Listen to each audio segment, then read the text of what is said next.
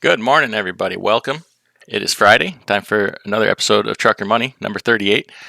Today, we're going to talk about the week of February 15th through the 19th. If you're new here, welcome. Thanks for joining us. Every Friday, we get together to talk about money, personal finance, investing, debt, taxes, everything to do with money outside of trucking. You work hard for that money all week, make all that money. What are you going to do with it? I hope to motivate you and inspire you to take control of your financial future. And maybe you'll just get that retirement you're working so hard for. Got to make some plans here. So, what happened this week? Well, first let's talk about the passive income dividend portfolio. Created this passive income dividend portfolio that pays me every week of the year. Passive income for doing nothing other than doing some homework up front, investing in companies I believe in, and leaving it alone, being a loyal shareholder. And I receive dividends for that. Different companies pay me different weeks throughout the year. Also have some real estate mixed in there and some little bit of side hustles like this YouTube thing. Pays me a little bit. Not a very big channel, but we're getting there. So thank you for that. And there's a couple affiliate links I post in the link down below. Definitely check those out. I don't promote anything I don't use, and they are good products. So let's talk about this week in the passive income dividend portfolio. Who paid me this week? Well, AbbVie paid me. Ticker symbol ABBV. Realty Income paid, ticker symbol O. PBCT, People's United Bank, paid. Procter & Gamble paid. And Stag Industrials, an industrial real estate investment trust, paid. Didn't get any dividend increases or cuts this week. Been getting a few here lately. Nothing this week, though. And every week I just like to recap kind of any new purchases I made. Now, we're in tax time here. So I've been contributing to catching up to my 2020, my previous year's SEP IRA. I wait till about my tax time so I learn how much I can really put in there to be accurate. And last week I plowed a bunch of money in there. However, most of it I'm just letting sit in cash for right now. I'm not investing all of it. I'm going to trickle that in over time here. So you'll see me making some purchases. This market is expensive. So it's hard to find values in the investment that I have, but they're there. So redoing some of my allocations and boosting some things up that I'm low in. So this week I bought some more Archer Daniels Midland, Duke Energy, Kimberly-Clark, Realty Income, Stag Industrials, UGI, gas utility, and Unilever. I think we'll talk more about that tax thing in next week's Trucker Money. You got some things to say about that. So that's all for this week. Now, I want to talk about cryptocurrency this week because it's all the rage. Everybody's talking about cryptocurrency. They ask about it. And so I figured I'll talk about it. Now, what do I think about cryptocurrency? Well, I think it's great, number one. Number two, I don't invest in it, however. People ask why. It just doesn't fit my criteria. I've learned in the past, for me personally, it's best to stay in my lane. Okay, come up with a plan that I have a deep conviction in, something that I know about, something that I can understand, and stay in my lane, stay on track, stay the course. That's for me. For you or anybody else, it might be very different. Now, crypto, although I do understand it, it's not really part of my plan. I've always thought about putting a little bit of money in there to see what happens. But it's just, I sleep very well at night with the path I'm on. And I don't really want to do anything to deviate from that. So that's just why, okay? Even though I like it, I think it's a good thing. Now, I will say that for me, I look at cryptocurrency as kind of two separate parts of it. Kind of the currency part of it, where you can use the currency to buy things, to trade, to transact. And then I look at the blockchain technology behind it. Now, I think they both are going to be big in the future. But the blockchain thing is huge. The blockchain technology is going to change the way the world works, the way countries interact with each other, the way transactions are done, security. Okay, so I really like the blockchain aspect of it more than just the currency aspect of it. Now that's going to change the world too. Now let's just talk about some upsides and some downsides of the whole cryptocurrency blockchain thing. And there's far more than I would ever point out. And there's people on it that are experts. I understand the basics of it, and I've just decided that it's not for me. I'm not saying you shouldn't. I think actually it probably has a place in everybody's life, and we better learn to use it because it is the future. Big companies are co-opting it. Governments are co-opting it. And actually, that's part of my concern. We'll get to that in a second. Now, one of the things I really like about the cryptocurrencies, say everybody's favorite is Bitcoin, okay, is how fractionable it is. You can take a Bitcoin and divide it into practically infinite fractions of a Bitcoin, like 0.00001 Bitcoin, okay? And you can transact in that small fraction of a Bitcoin. They have words for it, like a Satoshi or whatever. And because of the technology, it makes it cost effective to transact in such small quantities, okay? Could you imagine taking $1 and cutting it up into 5,000 pieces and trying to do a transaction in that dollar? It's just not going to work. And then there's usually fees and stuff that go with that. With cryptocurrency, it makes it practical because it's all digital. There is no like really fees that you pay. It makes it very cost effective to do and send very small amounts of money, or cryptocurrency, I should say. So that's a big plus, especially when you're dealing with trade over distances, okay? And go along with that is the ease of transactions with the cryptocurrency. You want to buy something with cryptocurrency? This can be as easy as pulling out your phone. Tap, tap, tap. There you go. Transaction complete. Money sent. Now, say you want to send out, I'm just going to round it to 1 Bitcoin, okay? You're buying something with 1 Bitcoin. What happens is when you send it, that amount gets divided up into thousands of small different pieces, gets sent out, and on the other end, it gets reassembled. That's very secure, okay? It would be hard for somebody to disrupt that transaction. Now, Bitcoin or crypto can also be very confidential, but however, not all of the cryptos are confidential. And I think that's where a lot of people slip up. They think, oh, I can do all this crypto. The IRS isn't going to know about it. Nobody's going to know about it. It's all confidential. That's not exactly true. Only some of them are confidential. Okay. Now, cryptocurrencies are essentially decentralized. That means nobody really owns it. Okay. It's not a governmental currency, which is great. I love that, but also I think that'll be a problem eventually. So it's decentralized. Nobody owns it. Nobody's going to control it. Like the market forces or the trading is going to say what it's worth, not government saying your Bitcoin is worth 100 euros or it's going to be 10 Australian dollars to the 1 Bitcoin. There's nobody that does that. So that's good for us. That's not good for them. And then them are the ones with the power, okay? In the long run. We as people are starting to flex that power a little bit, which is in some ways really good.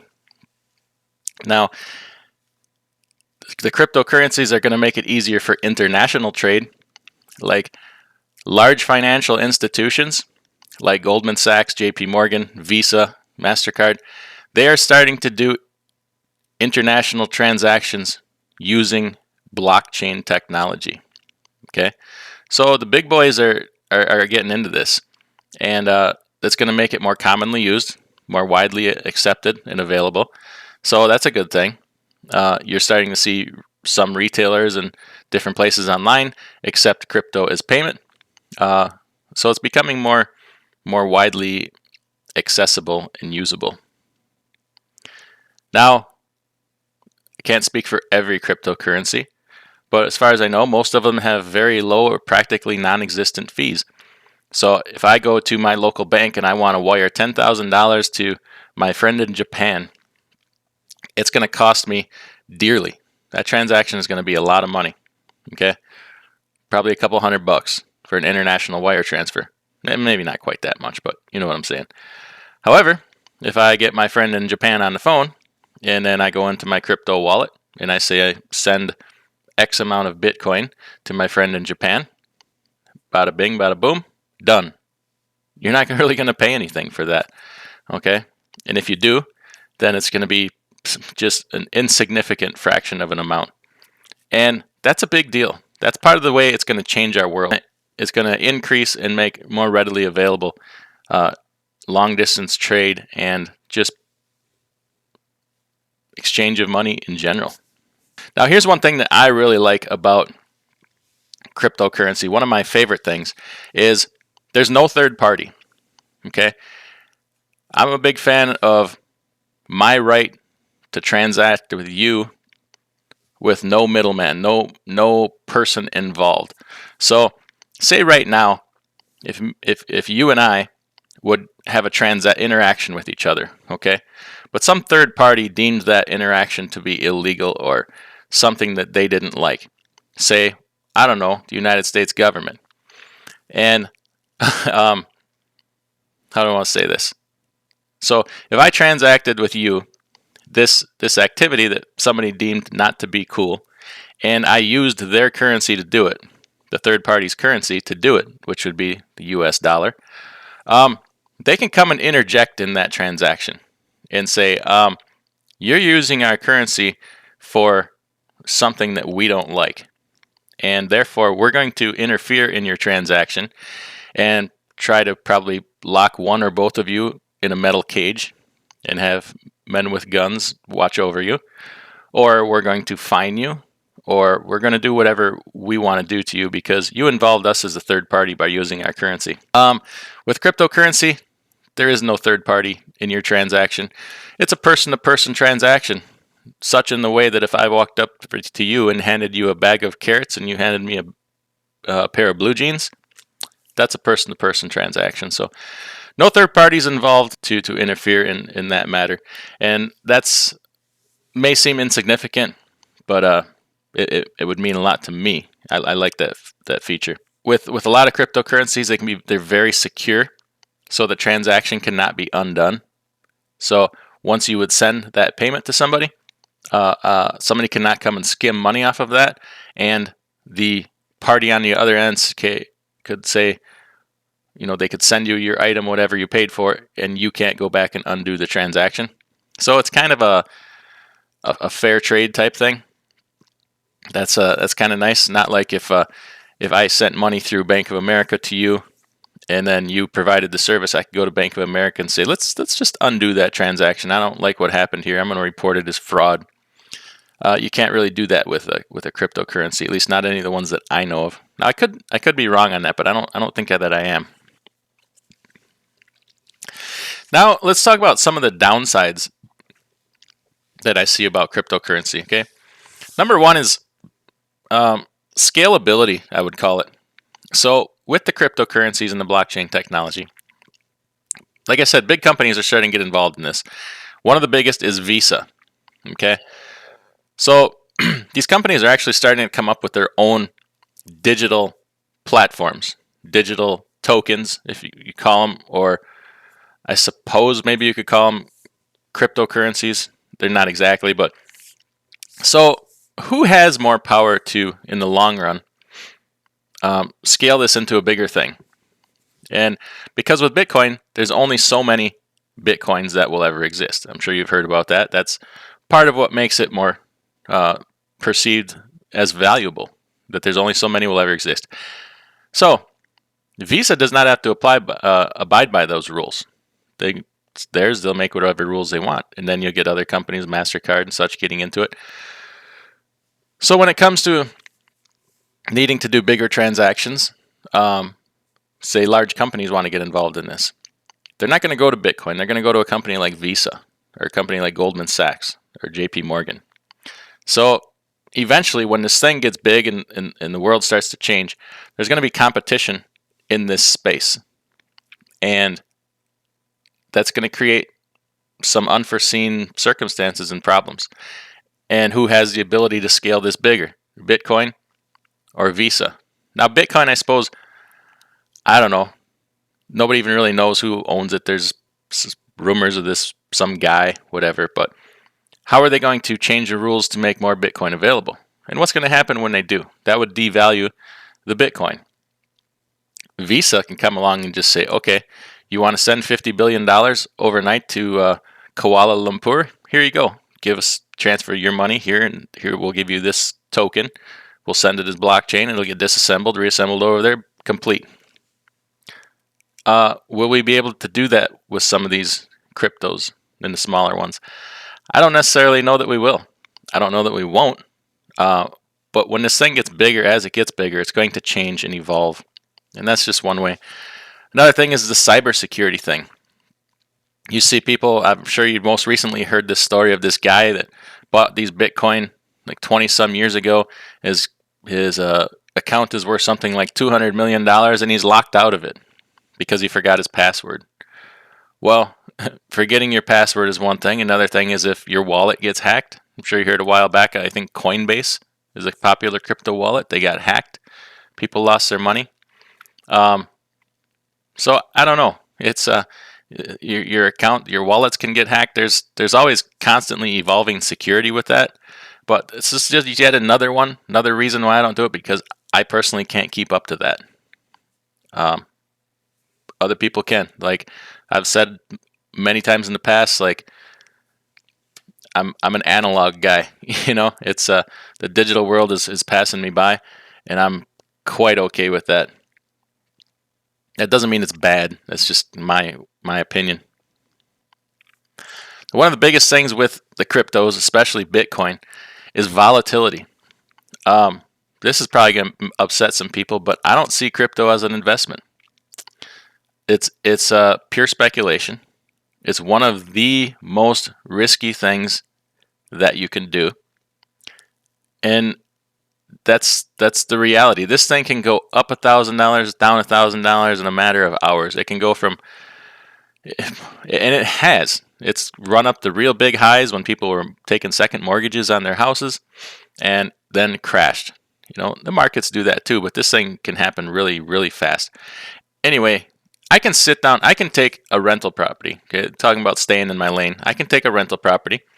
I can know exactly what it's going to cost me. I can have a very realistic look at what the income is going to be for the next year and every year thereafter. I can have a reasonable expectation of a certain vacancy rate, reasonable expectation of market conditions, property taxes. I'll know what the insurance is going to cost me. And historically on real estate, I can look back over hundreds of years. This crypto thing is relatively new.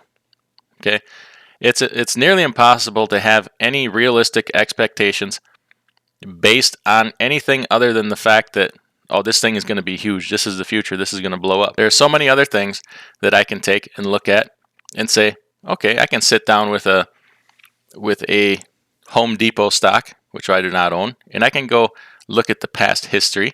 I can look at their sales. I can look at their debt. I can look at projected sales. I can look at market conditions, the economy, building, and I can come up with a reasonable set of expectations of what I think this thing is going to do. With cryptos, it's very hard. I mean, I'm sure there's somebody out there that can do that. That ain't this guy. Now, the last thing is regulations. There's cycles kind of that new things go through with the government that are kind of predictable. First, when something new comes out they see as a threat, they try to, first they ignore it, hoping it's a trend, it's going to go away. When it gets bigger, they try to ban it. They say, we got to get rid of this. This is a threat to, well, a lot of times they've actually said it's a threat to the dollar. Okay, they tried to call it a currency, get rid of it that way, but it's not. Then once they realize they can't control it, they try to regulate it. That's the point where we're at right now, where they have the IRS looking into this stuff. They're trying to tax people on it, and it is somewhat working. Some people are complying, but they got the IRS hot after it right now. And then once they realize they can either control it or regulate it, then you get to the point of acceptance. There, they have to accept it.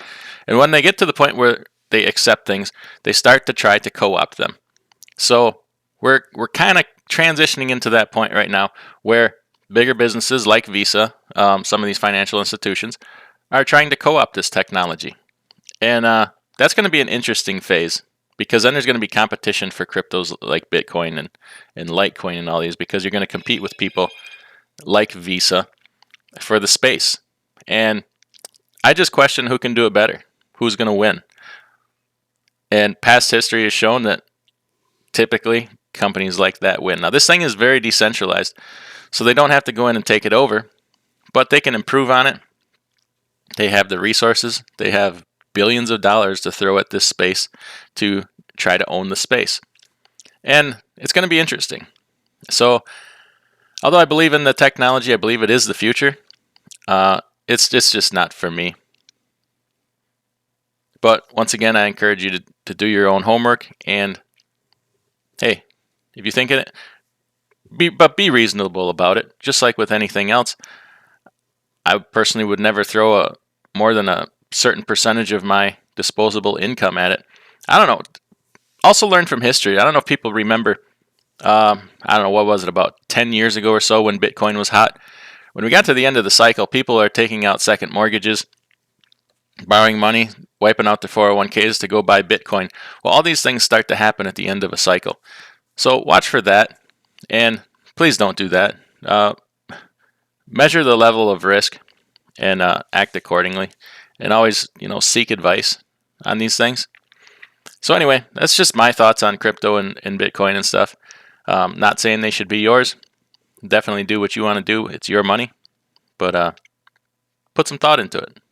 So anyway, we will catch y'all later. Have a safe and wonderful day. Hit that thumbs up button, subscribe, check out the videos on the screen right now. We will see you next week.